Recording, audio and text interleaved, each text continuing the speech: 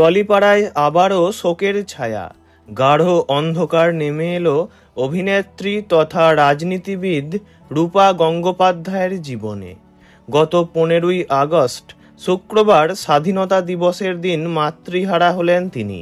জানা গিয়েছে বহুদিন ধরেই অসুস্থ ছিলেন তাঁর মা। ক্যান্সারের সঙ্গে লড়াই করছিলেন তিনি।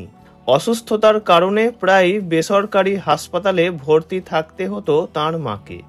চিকিৎসার কোনো ত্রুটি ছিল না, তবে সব চেষ্টাই বিফলে গেল। জীবনযুদ্ধের লড়াইয়ে হার মানলেন রূপা গাঙ্গুলির মা, বিদায় নিলেন পরপারে। মাকে হারিয়ে শোকস্তব্ধ অভিনেত্রী নিজেই সোশ্যাল মিডিয়ায় মায়ের চলে যাওয়ার খবর জানিয়েছেন। তিনি লিখেছেন, মা চলে গেলেন বাবার সঙ্গে দেখা করতে। জানা গিয়েছে শুক্রবার রাতেই শেষকৃত্য সম্পন্ন হয়েছে। তাঁর এই পোস্টে শোক প্রকাশ করেছেন তাঁর ঘনিষ্ঠ বন্ধু, সহকর্মী এবং অসংখ্য অনুরাগী। প্রসঙ্গত, ওপার বাংলা থেকে এসে লড়াই করে কার্যত একা হাতেই মেয়েকে বড় করেছিলেন রূপা গঙ্গোপাধ্যায়ের মা। সেলাই করে সংসার চালাতেন তিনি, আর সেই ছোট্ট সংসারের কেন্দ্রবিন্দু ছিলেন রূপা। আর মেয়েও ছিলেন মা অন্তপ্রাণ। রূপার বাবা থাকতেন বাংলাদেশে, কিন্তু মেয়েকে নিয়ে একা কলকাতায় থেকেছেন রূপার মা। অভিনেত্রী রাজনীতিবিদ একাধিকবার বহু সাক্ষাৎকারে বলেছেন, তাকে মানুষ করতে তার মা অনেক লড়াই করেছেন।